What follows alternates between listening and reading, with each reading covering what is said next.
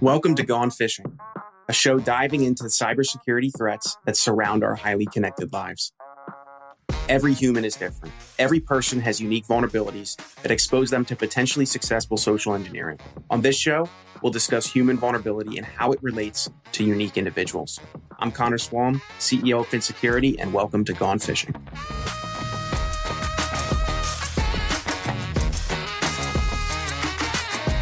Hey everyone, welcome back to another episode of Gone Fishing. I'm your host, Connor, the CEO at Phin Security, and today we're going to talk about me. No, I'm kidding. We're going to talk about why I care about security awareness. So that's going to include a little bit of my background. That's going to include Phin's background. That's going to include a whole lot of things. What do I think about cybersecurity? Why did we decide to try and solve this problem? So on and so forth. Some of it might be a little boring, but I find it incredibly interesting, and maybe you will too. So background of starting Phin. So in college, I was actually a house flipper, how the hell was I doing real estate? I flipped a bunch of homes in college to pay for my loans. Most people had jobs in college to pay for their loans. I viewed it very similarly, as I just taught myself to do that and learned how to flip houses and paid for most of my loans that way. And then after graduating, lost all of my money buying a house I shouldn't have. That's a story for another day. All of the learnings I made from listening to advisors versus knowing when you're right, not letting your ego get in the way, whole nine yards. A lot of learning there done. But basically, what that made me do is I had to move back into my parents' house for a while, and I had to live in their basement. And I had nothing to lose because I had already lost it all. And I wasn't going to go get a career because I didn't want to do that. So I just decided to start building security tools and to start just coding because it's something that I really enjoyed. And I only wanted to do things that I enjoyed at that time because I had just lost everything. So I'm building these security tools, and I am meeting with, as I do that for quite a while without talking to anyone. If you ever talk to an entrepreneur, you talk to anyone, and they say, if I build this, like, people will come buy it, run the other direction. That's just not how the real world works. Build it and they will come is a lie that only people who have not done it understand. That's just not real. And so after getting really frustrated with nobody wanting to buy anything that I was working on, I decided to go talk with business owners. I ran across one MSP in that process. And I just asked them a whole series of questions. So for those of you who are thinking about starting a company or starting one to this day, asking questions is the best place to start doing that. And I just started asking simple questions like, what do you hate? Why do you hate it? What tool do you buy you wish you didn't have to buy? Which tool do you have budget for that you wish you could pull elsewhere? How much did you pay for that? How much did you want to pay for that? I just kept asking all of these questions. What tools do you buy and not use? That's just wasted money. I wanted to know what problems were that they were already committed to paying for existed in their business that I could help them with. And one MSP that I ran across in that process started mentioning security awareness. They said, I have to educate my clients, but my clients don't like what's going on. A lot of them just ignore this, and then they keep making mistakes that keeps causing problems. And then they started to talk about their own internal companies. My employees also don't like this. My technicians don't like this. And as I started to ask more questions surrounding how should this work? Why should it work? Why should it work like that at all? What's the end goal? What does the industry seek to do? What is the end result that you'd really like to get out of this? It became clear that there were really two things that MSPs wanted. One was for people to change their behavior and to understand their behavior and then to change it when it wasn't safe and secure. The second was they didn't want to spend any time managing dashboards, right? Stop babysitting a dashboard is a statement that a lot of MSPs make to me.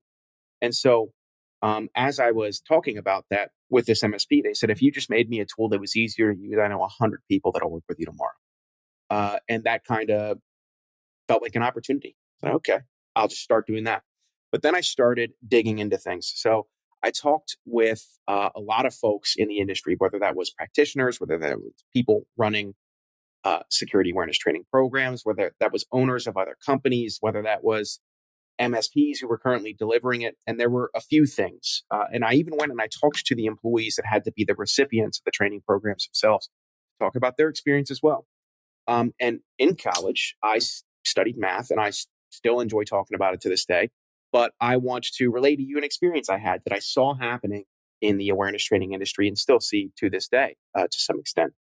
Anytime I talk to anyone about something that I really enjoy, that I was incredibly passionate about, which was math, the conversation would be over before it started. The light dimmed from their eyes. Their mother, their brother, their uncle, their friend they hadn't talked to in a million years was calling them from the next room, and they needed to go. That's just how every conversation went when I tried to talk about math. And then when I would talk to employees at these companies about their experience learning cybersecurity, they would tell me almost the exact same story. I don't like this. It makes me feel unintelligent. It makes me feel uneducated. It makes me feel unprepared. I don't like the way security folks treat me most of the time. I don't feel like this is really valuable. I don't know why I have to do this. This takes a ton of time. It's like, insert anything you've ever heard about any training you've ever done. And I started hearing it all. And so I was like, wow, these are the people. If you listen to my last episode, these are the people that need to understand basic definitions and basic examples of implementation. And they're completely turned off to the idea of learning cybersecurity because of the way they've been treated in the past, or they feel they've been treated in the past. And what that leads to is just them completely disengaging from the learning process and from training at all. It's like there's just no engagement because of the way it's perceived. And so I really started to cue in on, it's like, all right, we need to change the way we're talking to people. We need to, again, if you listen to the last episode, talk to people in such a way that they understand and doesn't make them feel like we're talking down to them. Don't use acronyms. Don't use words that are industry specific. Just teach them basic principles and ways that they can, take examples from their daily life and understand with, such as multi-factor authentication and losing access to your personal emails. What would that do to you? And just go through that exercise with them. But then the second piece was, well, now we need to educate the practitioners and the people who are running these programs as well. It's like, hey, you need to change the way you're talking to people. If your end goal is to really create additional security, the thing that creates additional security is not the program. It is the change in someone's understanding of their behavior and then the actual change in their behavior. So they know what risky behavior looks like from a personal point, and then they can recognize it when it happens in their business and around them, right? So like most people, tailgating. So like following somebody into a place of business. The people who end up, I don't want to say hackers. It's an overblown term, but the people who end up doing tailgating to actually get access to businesses, they recognize that most people at that business aren't, I don't want to say educated enough, but they are more willing to be nice than they are to stand on the boundary and say, hey, actually, you need to go check in with the front because that's what we've been taught. And the gap between those two things is just explaining why it's really important to the people. It's like, hey, you may want to be nice. However, here is why it is incredibly important for somebody to understand why tailgating is a security risk to our business and what your role in preventing it is.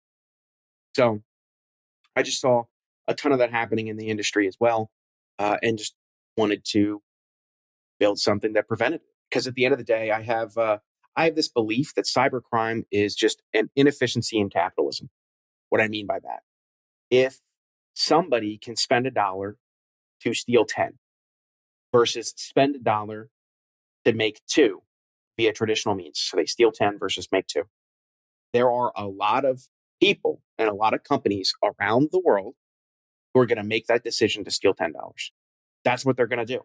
And so if there's any amount that we can shrink that gap, let's just say every fictional dollar that we shrink that gap by, is a set of people who are going to realize the risk is not worth the reward, and they're going to either work at a company or they're going to build a company that makes money via traditional means and not through theft.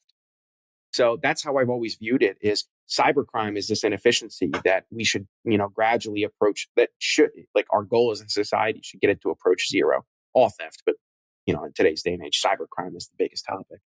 And so an example of that, Verizon releases one of the biggest security reports in the world every year. It's called Verizon's Data Breach and Investigation Report, DBIR.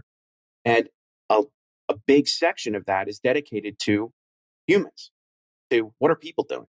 How insecure or secure are people? In which ways are they insecure? I remember in 2020, the first time I read their data breach investigation report, going through an analysis of humans at every step of a breach. There was like infiltration, um, expansion inside, like getting access to additional privilege, and then there's like all the way to the exfiltration and then the theft or the ransom.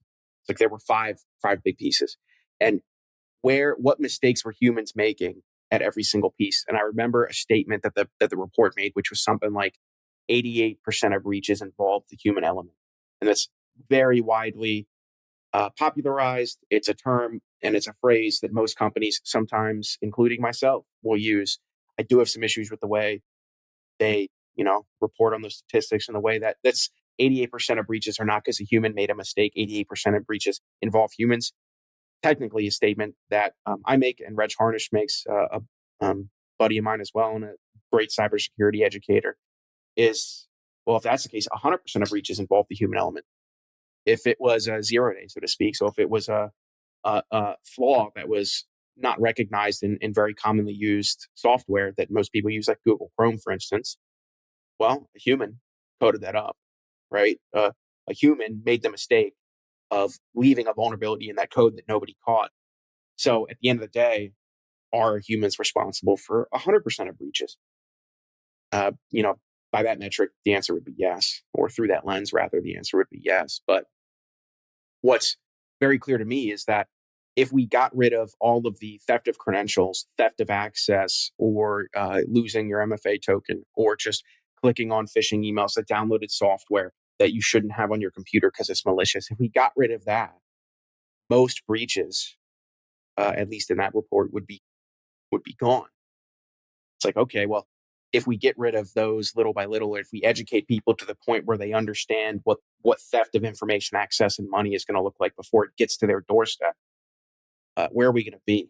We're probably going to be a lot closer to what I had mentioned about capitalism. We're like spending $1 to steal 10. Maybe they only make 8 now. Maybe they only steal 10 now, or 8 now. It's like, well, what's the result of that? The result of that is just more people getting less of their money stolen, and more businesses getting less of their hard-earned capital stolen as well. So it's just a better place for everybody to be, in my mind. My end goal for cybersecurity education, kind of like I want people to not feel like they're being judged for trying to understand cybersecurity. The two fastest growing industries in the world are healthcare and cybersecurity. And something I mentioned in my last podcast episode was technology will increasingly so becomes a part of our lives, becomes more integrated, more deeply into our lives. Like somebody could, I mean, I've seen people that do this, but people would find it incredibly hard to operate their lives without a cell phone, without not just a cell phone, but a smartphone. So if somebody didn't have a cell phone and somebody didn't, like, let alone a smartphone, like, what would you say about that person? They're completely disconnected. They're incapable of interacting with most people on a daily time frame, and life is going to pass them by. It's like, that's just a statement that people would make. And so since technology is here to stay and it's going to become more integrated, I see a world where teaching people who haven't grown up with the entirety of that technology, because a lot of it's invented incredibly quickly, I see a world where teaching those people to not only understand it, but to recognize its implications and how to implement it properly without feeling dumb, without feeling judged, without feeling misunderstood, while feeling that they're properly communicated to and supported. I want to make a world where that happens. Just because I see it as not going away. As humans will always be here. Technology will always be here in some way, shape, or form. So they're going to have to work with each other.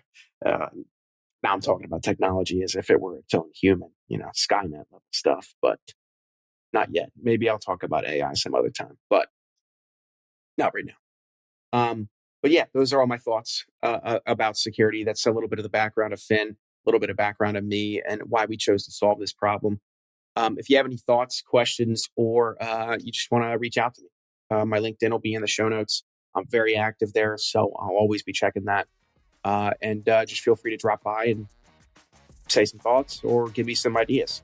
And I would love to chat with you.